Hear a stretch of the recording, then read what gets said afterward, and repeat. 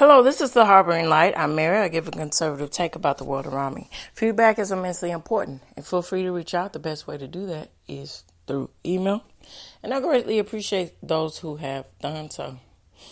And don't forget to fill up the comments on YouTube and give like, share, and also subscribe.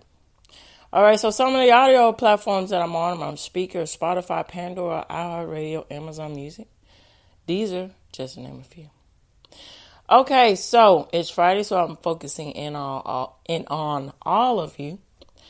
And this time we're going to focus on the Korean language. Here we go.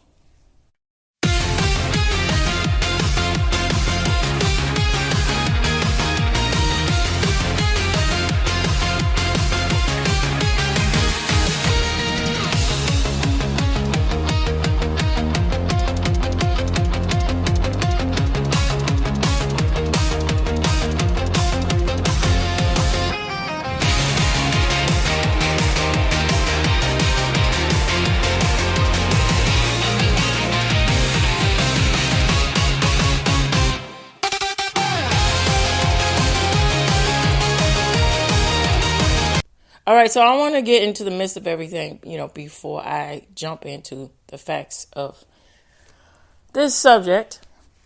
So, I think that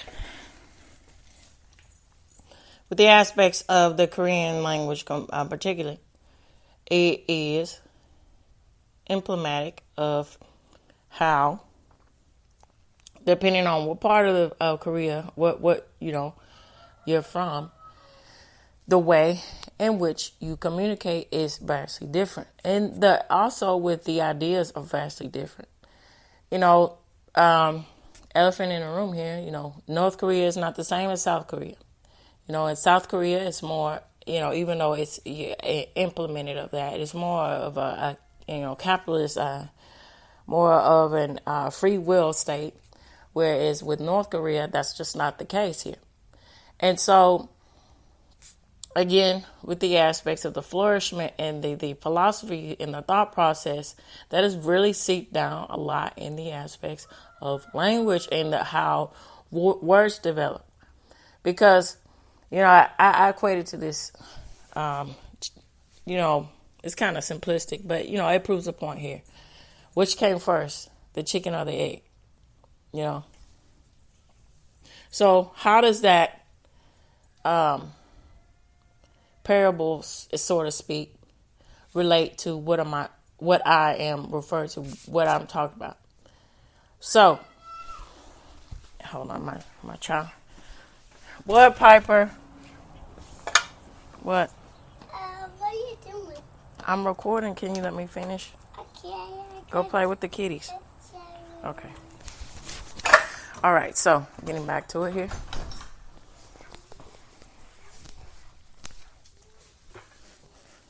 Situations a lot of times implement the way words are developed most of the time. So, if you're in a communist rule, or you're in a dictatorship, or you're in, that sort of mentality, the words are going to reflect that.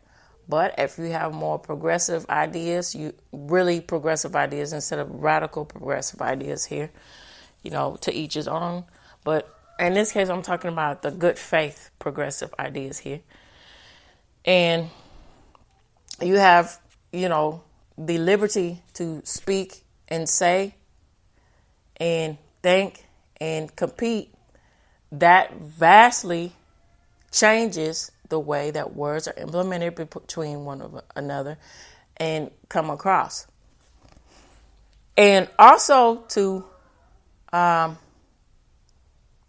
paint a bigger picture about this, when you travel, hold on just a minute.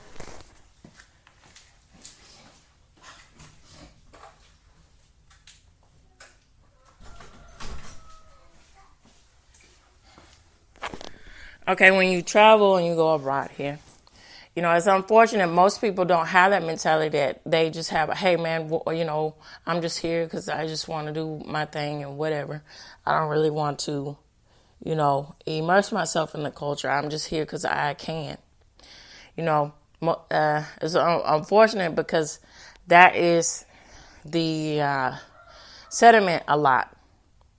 And vice versa, the aspects of American culture, which is a lot of problems that we're facing today in America here. A lot of people come and they have the mentality, I don't care, I'm just going to be, I'm just going to infiltrate and just influence the main culture to understand that the way the way I think, feel, and everything is what matters. Forget the history and the foundation of America. Forget that. Just hey, it's not America for us all to share. It's only for me to get my piece of the pie here. Now, these are vastly different, but they all are implement of the same idea here that I'm proving. And I'll wrap up my thoughts here and get into the facts. It really enriches the depth about language and culture if you see it for what it is. That language, this is from my point of view, and this is what I think, and I would really appreciate all of y'all to weigh in and give your thoughts about it. Language is something like this here to me. It's sort of like a hub of consensus of different ideas, and words in itself is at that time, and then the aspects of changing, but for the most part it's the concrete consensus of how people see something or think about something, and that changes depending on the context, and that changes depending on the generational thought about it, and so forth. And I think once those weirds, and I appreciate people who understand that concept and they implement and they take the time to know that, and especially when you given the blessings to travel abroad, that helps to enrich the understanding of language. That once you see that and understand, hey, you gotta hush. Once you see that and implement that can help you broaden your idea and your understanding of other cultures.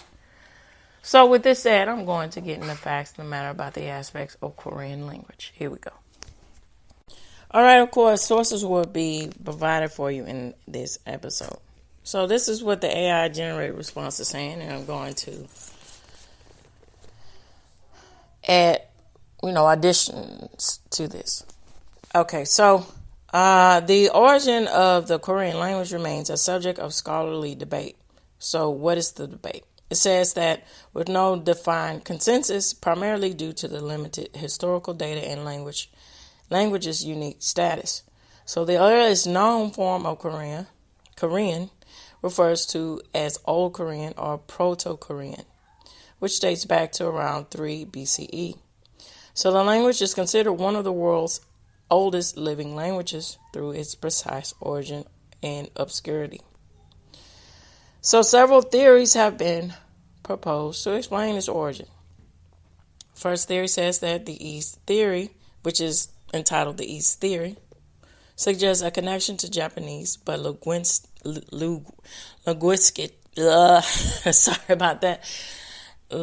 linguistic evidence indicate that migration patterns were from west to east. And some scholars argue that Old Japanese may have originated as a dialect of Old Korean rather than the other way around. So the West theory says it propositions itself that Korean ancestors migrated from Central Asia, which possibly was bringing the Yawo culture to Japan. And some lexicon response of this between Old Korean and Old Japanese supports this idea. So the South theory says this. It links Korean to the Austrian Asian language family, which means citing similarities to the core vocabulary like body parts, open symbols, and cultural practices such as rice cultivation. Through this theory does not fully account for northern linguistic elements. What, baby? I can't find the yogurt. Just okay. All right, let me get the yogurt for her. Okay, and I will be right back. Okay, so getting back to everything here. All right, so it says, and like I was saying, like body parts, open symbols, and cultural practices such as rice cultivation. Though this theory does not fully account for northern linguistic elements.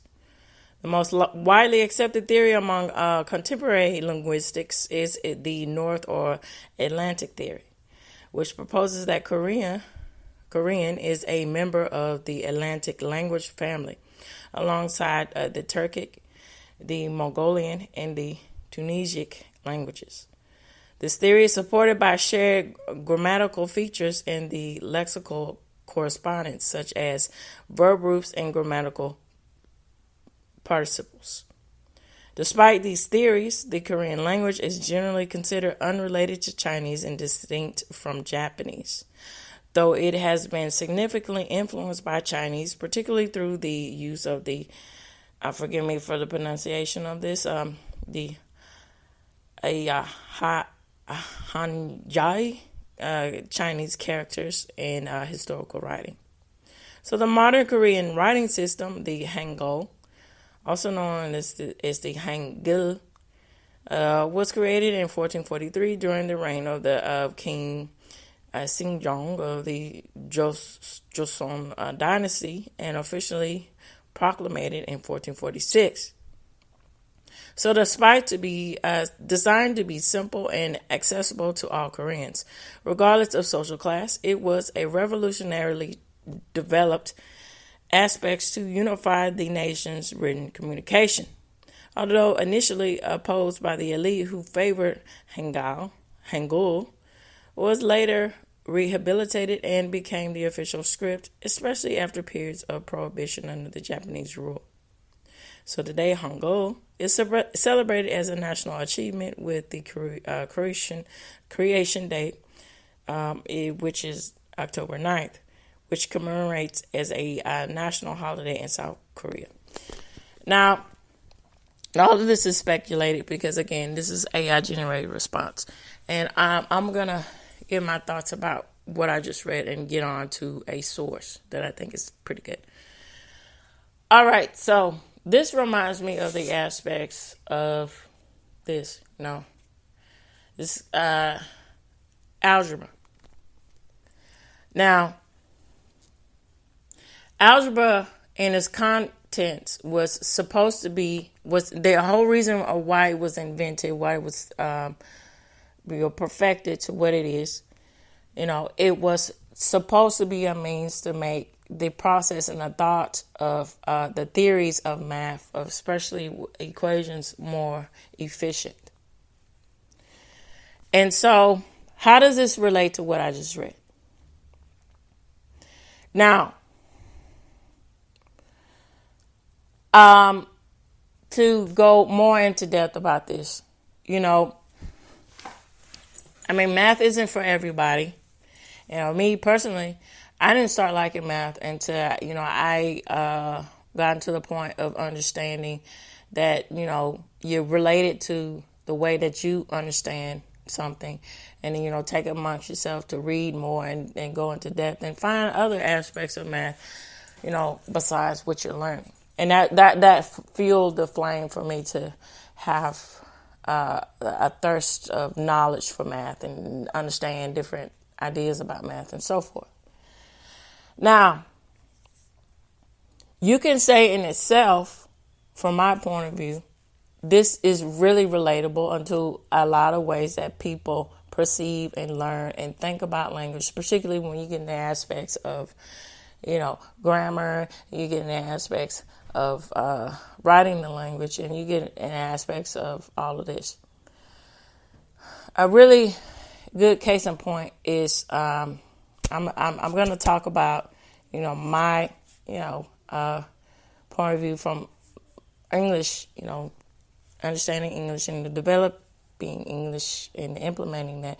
Because what you learn in school, especially the aspects of proper grammar, you're supposed to say things a certain way. And there's, also with the aspects of spelling and you get little tricks of the trade in order to understand there's a different process in the way in which you spell, in way in which things are pronounced. Because for instance, where and where is not this is spelled different, and it has different context and meaning. There and there does too.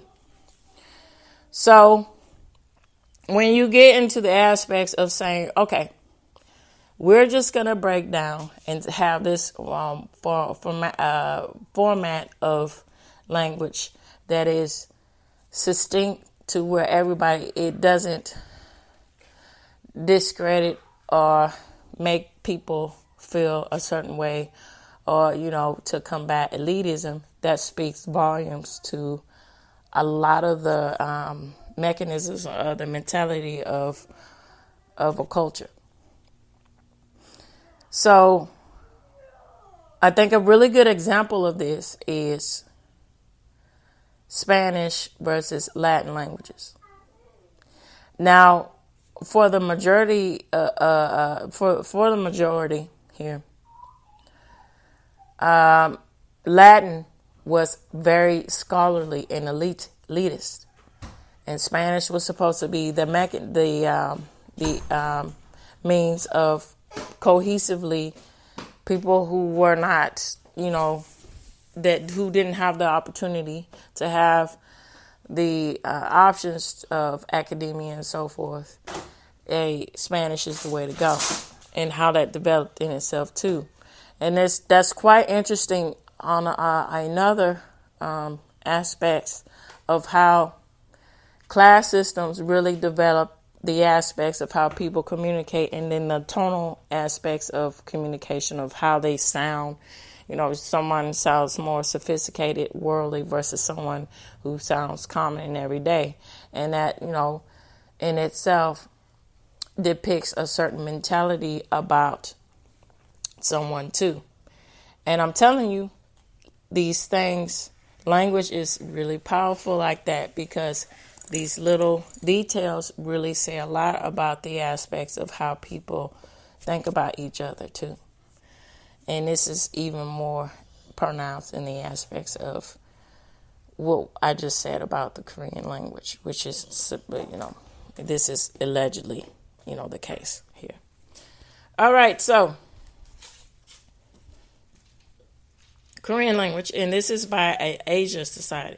So Korea, known in the language itself as Kung, is the language of the Korean Peninsula in North Asia. So the Democratic People's Republic of Korea are pronounced the DPRK, or North Korea. There are 20 million speakers, and the Republic of Korea, or the ROK, or South Korea. There, I told you, quit. Don't do that, baby. Mommy, What? Let me finish, okay? when are you going to get done? I'm almost finished. You got to be patient. All right. So, South Korea, there are 42 million speakers. Korean is also spoken by almost 2 million people in China, mainly in province bordering North Korea. There are approximately half a million speakers in Japan and Russia, as well as a significant number of the U.S., over 600,000, with large communities on the West Coast and in New York. Other communities are found in Singapore, Thailand, Guam, and Paraguay. So the total number of speakers is 72 million, as far as the data research in 1992. All right, so Korea has been listed as a critical language by the American State Department because of the statistic business and the security interest in the Korean speaking world, as well as the heritage language due to the number of American citizens of Korean heritage. So North Korea was declared the palpable threat in 2003 after they tested nuclear weapons despite the disapproval of the United Nations. Again, the aspects of how having radical, dictator, ideas really shape the actions and the implications of everything and how people perceive. This is the case here with North Korea here. All right, so South Korea is one of the largest East Asian trading partners. So in 2007, the United States exported 34, to be exact, 34,644,000. Well, let me say that 34,644,800,000 to South Korea, and around on par with some of our English-speaking trade partners. You see the different mentality here. But South Korea is a trading partner, exporting partner of goods and services. North Korea, not the case. So this amount has increased about 582% since 1985. In 2007, the United States has imported about 47,562.3 million in goods from these countries, and increased to about 475% since 85. And so, I'm giving you, of course, this is outdated, but I'm giving you I think it's important to give you the consensus of what I stated earlier, how situations, environment really reflect on the way, people communicate and perceive things. So even though, Koreans, this is the Korean culture, North and South Korean culture is vastly different. So, according to the 2000 census, there are 900,000 Korean speakers in the U.S. In 2006, 145 higher are in the higher education, and students were studying Korean. And in 2000, 202 students in grade 7 through 12. And then they have a source if you are interested in learning that. So, although classified as a language which is isolated, many theories have been proposed to explain the origin of the Korean language. The most prominent of these link Korea to the Atlantic languages of Central Asia, a family that included as I said before, Turkish, Mongolian, and the Tunisic. For example, the Manchu language of Siberia. So others argue for the inclusion of the Uralic language, which the Hungarian and Finnish, and Japanese into the Macro family. Although not definitely proven, this the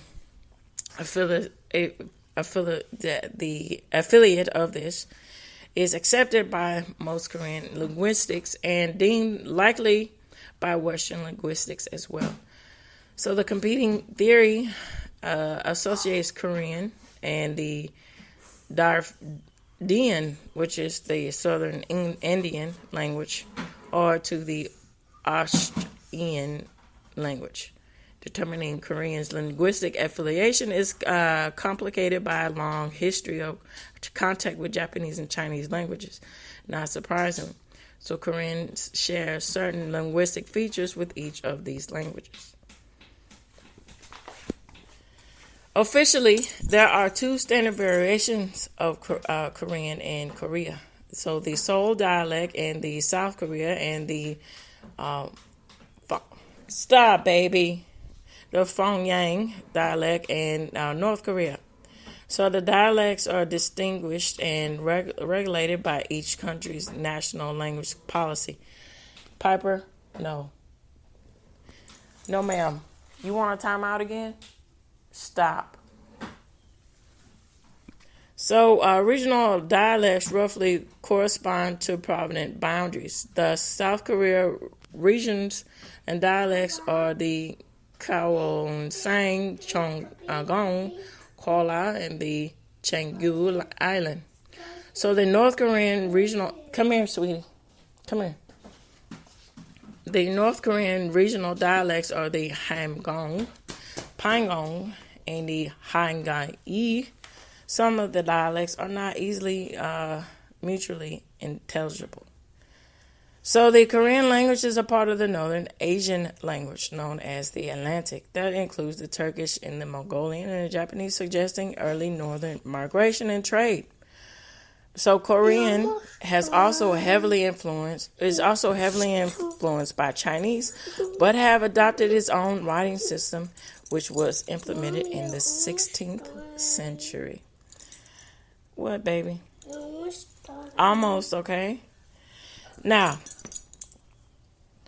to wrap up here, it says that the modern Korean system, or the Hangul, was devised in 1443 during the reign of the King Sejong, perhaps the greatest monarch of the Yai dynasty, which reigned from 1392 to 1910 before the Hangul. So other Korean scripts use a complex system of Chinese characters to represent the sound of Korean.